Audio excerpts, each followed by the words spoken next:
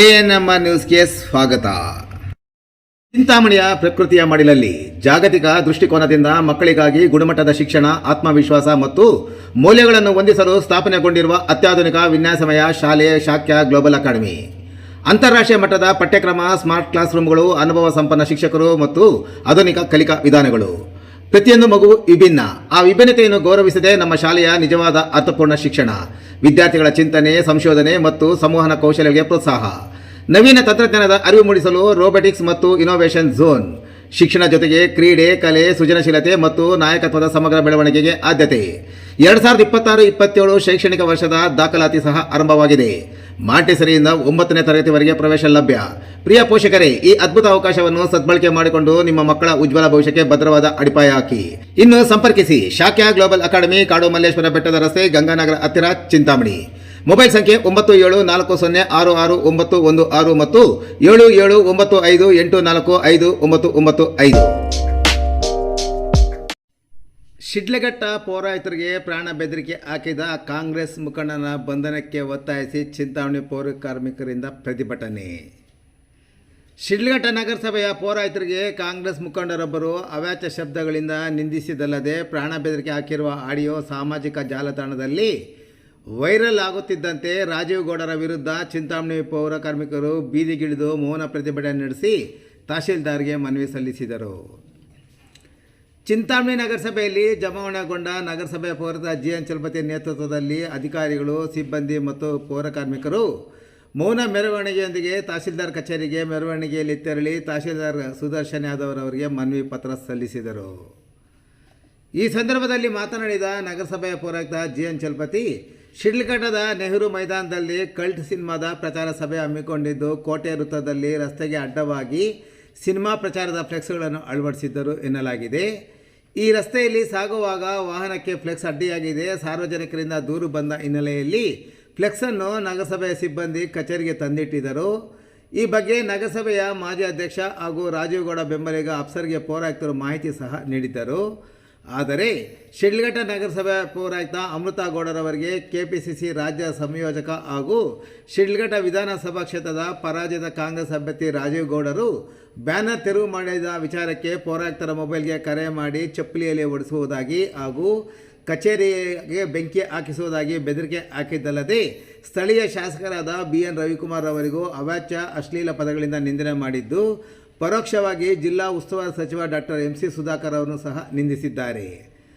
ಕಾಂಗ್ರೆಸ್ ಮುಖಂಡನ ಬೆದರಿಕೆ ಶಿಡ್ಲಘಟ್ಟ ನಗರಸಭೆ ಅಧಿಕಾರಿ ಮತ್ತು ಸಿಬ್ಬಂದಿಗಳು ಮತ್ತು ಪೌರ ಕಾರ್ಮಿಕರು ಕೆಲಸ ನಿರ್ವಹಿಸಲು ಭಯಭೀತರಾಗಿ ಮಾನಸಿಕವಾಗಿ ಕುಗ್ಗಿರುವುದರಿಂದ ಸದರಿ ರಾಜೀವ್ ಗೌಡ ಅವರನ್ನು ಬಂಧಿಸಿ ಶಿಕ್ಷೆಗೆ ಒಳಪಡಿಸಬೇಕೆಂದು ಕೋರಿದ ಅವರು, ಬಂಧಿಸಲು ವಿಫಲವಾದಲ್ಲಿ ಮುಂದಿನ ದಿನಗಳಲ್ಲಿ ಜಿಲ್ಲೆಯಾದ್ಯಂತ ಎಲ್ಲ ಪುರಸಭೆ ಹಾಗೂ ನಗರಸಭೆ ವ್ಯಾಪ್ತಿಯಲ್ಲಿ ಕೆಲಸ ಸ್ಥಗಿತಗೊಳಿಸಿ ಪ್ರತಿಭಟನೆಯನ್ನು ಮಾಡುವುದಾಗಿ ಪೌರಾಯುಕ್ತ ಚಲಪತಿರವರು ಎಚ್ಚರಿಸಿದರು. ಈ ದಿನ ಈ ಜಿಲ್ಲೆಯಲ್ಲಿ ಇದುವರೆಗೂ ಯಾವತ್ತೂ ಕಂಡರಿದಂಥ ಒಂದು ಘಟನೆ ಇಲ್ಲಿ ಪಕ್ಕದ ತಾಲೂಕಿನಲ್ಲಿ, ಶಿಡ್ಲಘಟ್ಟ ತಾಲೂಕಲ್ಲಿ ಒಬ್ಬ ಕಿಡಿಗೇಡಿ ಅಂತ ಈ ಸಂದರ್ಭದಲ್ಲಿ ಹೇಳಲಿಕ್ಕೆ ಬಯಸ್ತೀನಿ. ಮಿಸ್ಟರ್ ರಾಜು ಗೌಡ, ನೀನು ಸುಟ್ಟಾಕ್ತಿ ಅಂತ ಹೇಳ್ತಿದೆಯಲ್ಲ, ನಿನಗೆ ತಾಕತ್ತಿದ್ರೆ ಸುಟ್ಟಾಕೋ. ಇರಲಿ, ಹೆಣ್ಮಕ್ಳ ಬಗ್ಗೆ ಮಾತಾಡಬೇಕಾದಾಗ ಸ್ವಲ್ಪ ನಾಲ್ಗೆ ಹತೋಟಿಯಲ್ಲಿ ಇಟ್ಕೊಂಡು ಮಾತಾಡೋ. ಸುಟ್ಟಾಕ್ಲಿಕ್ಕೆ ನಿಮ್ಮ ಮನೆ ಆಳಲ್ಲ, ಕೆಲಸದವರಲ್ಲ, ಸರ್ಕಾರಿ ನೌಕರರು. ನೆನ್ಪಿಟ್ಕೋ, ನಮಗೂ ಸಹ ಎಲ್ಲ ರೀತಿ ಇದೆ. ಒಬ್ಬ ಹೆಣ್ಮಗಳನ್ನ ಮಾತಾಡಬೇಕಾದ್ರೆ ಮೊದಲು ತಲೆಯಲ್ಲಿ ಜ್ಞಾನ ಇರಬೇಕು, ನಾಲ್ಗೆ ಬಿಗಿ ಇಡಬೇಕು. ನೀನು ಜೇನುಗೂಡು ಕೈ ಹಾಕಿದೀಯಾ, ಪೌರ ಕಾರ್ಮಿಕರಿಂದ ಹಿಡಿದು ಸಿಡ್ದು ಹೇಳಿದ್ರೆ ಏನಾಗುತ್ತೆ ಅಂತ ನಿನಗೆ ಇದನ್ನು ಅರಿವು ಮೂಡಿಸ್ತೀವಿ. ಇದು ಶಾಂಪಲ್ ಅಷ್ಟೇ, ರಾಜ್ಯಾದ್ಯಂತ ಹೋರಾಟ ಮಾಡ್ತೀವಿ.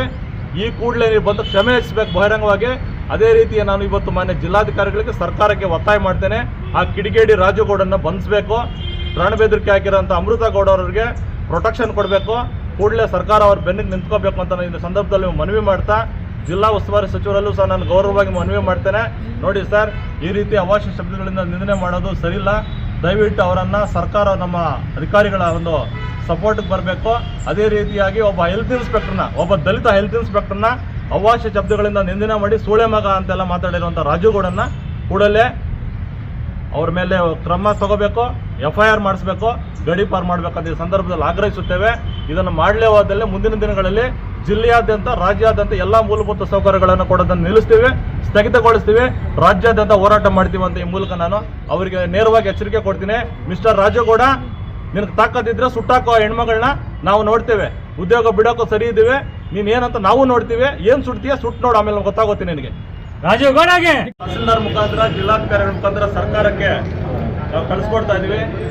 ಏನು ನಿನ್ನೆ ಪಕ್ಕದ ತಾಲೂಕಿನಲ್ಲಾದಂಥ ಆತ್ಮೀಯ ಸಹೋದರಿ ಅಮೃತ ಗೌಡರವರಿಗೆ ಅಲ್ಲಿನ ಒಬ್ಬ ಲಪಂಗ ನಾಲಾಯಕ ಒಬ್ಬ ಕಿಡಿಗೇಡಿ ಏನು ರಾಜೀವ್ ಗೌಡ ಅಂತ ಏನಿದಾನೋ ಅವನು ನೇರವಾಗಿ ನಿನ್ನನ್ನು ಸುಟ್ಟಾಕ್ತೇನೆ ಕೊಲೆ ಬೆದರಿಕೆ ಹಾಕಿ ಕರ್ತವ್ಯಕ್ಕೆ ಅಡ್ಡಿಪಡಿಸಿದ್ದಾನೆ. ಅವ್ರಿಗೆ ಹೇಳ್ತಾ ಇದೀವಿ, ಇದು ನಿಮ್ಮ ಆಳುಗಳೆಲ್ಲ ಯಾರು ಇಲ್ಲಿ, ಆದ್ರಿಂದ ನಾವು ಹೇಳ್ತಾ ಇದೀವಿ, ಇದನ್ನ ಖಂಡಿಸ್ತಾ ಇದೀವಿ. ತಹಸೀಲ್ದಾರ್ ಮುಖಾಂತರ ಯಾವುದೇ ಸರ್ಕಾರಿ ನೌಕರರಿಗೆ, ಪೌರ ಕಾರ್ಮಿಕರಿಂದ ಕಮಿಷನರ್ಗಾಗ್ಲಿ ಜಿಲ್ಲೆಯಲ್ಲಿ ಏನಾದ್ರು ಆದ್ರೆ ಅವನೇ ನೇರವಾಗಿ ಹೊಣೆ ಆಗ್ತಾನೆ ಅಂತ ಹೇಳ್ತಾ, ಈ ಕೂಡಲೇ ಅವನನ್ನ ಬಂಧಿಸಬೇಕು, ಈ ಜಿಲ್ಲೆಯಿಂದ ಅವನನ್ನು ಗಡೀಪಾರು ಮಾಡಬೇಕು, ಜೊತೆಗೆ ಯಾವುದೇ ರೀತಿ ನೌಕರರ ಮೇಲೆ ಏನೋ ಈ ತರ ಘಟನೆಗಳಾಗ್ದಂಗೆ ನೋಡ್ಬೇಕು ಅಂತ ನಾನು ಮೊನ್ನೆ ತಹಸೀಲ್ದಾರ್ ಮನವಿ ಮಾಡ್ತಾ, ಇದೇ ರೀತಿ ಏನಾದರೂ ಮುಂದುವರೆದ್ರೆ ಜಿಲ್ಲೆಯಾದ್ಯಂತ ಎಲ್ಲ ಮೂಲಭೂತ ಸೌಕರ್ಯಗಳನ್ನು ನಿಲ್ಲಿಸ್ತೇವೆ ಅಂತ ಹೇಳ್ತಾ, ಇದೇ ರೀತಿ ಸರ್ಕಾರಕ್ಕೂ ನಾನು ಮನವಿ ಮಾಡ್ತಾ ಇದ್ದೇನೆ. ಕೂಡಲೇ ಮಹಿಳಾ ಆಯೋಗ ಆ ಹೆಣ್ಮಗಳ ರಕ್ಷಣೆಗೆ ಬರಬೇಕು, ಸುಮೋಟೋ ಕೇಸ್ ರಿಜಿಸ್ಟರ್ ಮಾಡಬೇಕು.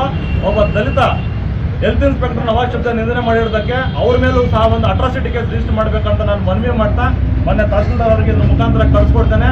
ಯಾವುದೇ ರೀತಿ ಅವರೊಬ್ಬರಿಗೆ ಅಲ್ಲ, ಜಿಲ್ಲೆಯಲ್ಲಿ ಯಾವುದೇ ನೌಕರರ ಪರವಾಗಿ ಆದ್ರೆ ನಾವು ಧ್ವನಿ ಎತ್ತೀವಿ, ನಾವು ನೌಕರರ ಪರವಾಗಿ ಇರ್ತೀವಿ ಅಂತ ಹೇಳ್ತಾ, ಪೌರ ಕಾರ್ಮಿಕರು ಇವತ್ತಿಂದ ಅವರಿಗೆ 3 ದಿನಕ್ಕೆ ಎಚ್ಚರಿಕೆ ಕೊಡ್ತಾ ಇದ್ವಿ. ಅವರನ್ನು FIR ಮಾಡದೆ ಹೋದ್ರೆ ನಾವು ರಾಜ್ಯಾದ್ಯಂತ ಹೋರಾಟ ಮಾಡ್ತೀವಿ ಅಂತ ಮೊನ್ನೆ ತಹಸೀಲ್ದಾರ್ ಮುಖಾಂತರ ಮನವಿ ಮಾಡ್ತೇವೆ. ಧಿಕ್ಕಾರ ಧಿಕ್ಕಾರ, ಅಪಂಗ ರಾಜೀವ್ ಗೌಡನಿಗೆ, ಅಹಂಕಾರಕ್ಕೆ, ಅಟ್ಟಹಾಸಕ್ಕೆ. ಹಿಂದೆ ಬಾ, ಎಲ್ಲ ತಗೊಂಬೇಡ ಸರ್, ಸ್ವಲ್ಪ ನಿಲ್ಸ್ಕೊಳ್ಳಿ ಎಲ್ಲ ಒಂದೇ ಸರಿ. ಇಲ್ಲ ಇಲ್ಲ ಇಲ್ಲ ಇಲ್ಲ ಬಿಡಿ, ಕರೆಕ್ಟ್ ಇದೆ. ಸ್ವಲ್ಪ ಇನ್ನೇನೆ ತಗೊಂಡು ಅದೇ ಸರ್ಕಾರಕ್ಕೆ ಕಳಿಸ್ಬೇಕು, ನೀವು ನಮ್ಮ ನೆರವಿಗೆ ಧಾವಿಸ್ಬೇಕು. ಇಲ್ಲಿ ನೋಡಿ, ಈಗ ನೋಡಿ ಮುಂದೆ ನೋಡಿ.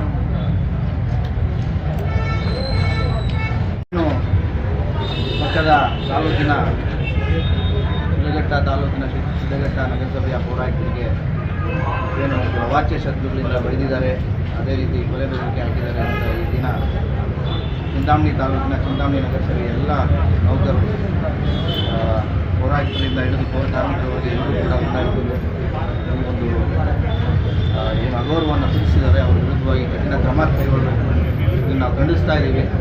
ಇವ್ರ ವಿರುದ್ಧ ಏನು ಕ್ರಮ ಆಗಲಿಲ್ಲ ಅಂದರೆ ನಾವು ರಾಜ್ಯಾದ್ಯಂತ ಹೋರಾಟ ಮಾಡ್ತೀವಿ ಅಂತ ಈ ದಿನ ಒಂದು ಮನವಿ ಪತ್ರವನ್ನು ಕೊಟ್ಟಿದ್ದಾರೆ. ಇದನ್ನು ಜಿಲ್ಲಾಧಿಕಾರಿಗಳ ಮುಖಾಂತರ ಸರ್ಕಾರಕ್ಕೆ ನೀಡಿದ್ದೀವಿ.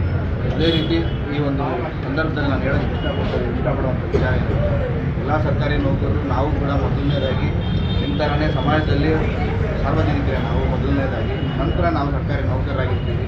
ನಮ್ಮದು ಕೂಡ ಕುಟುಂಬಗಳಿರುತ್ತೆ, ನಮಗೂ ಕೂಡ ಪರ್ಸ್ನಲ್ ಲೈಫ್ ಅನ್ನೋದಿರುತ್ತೆ.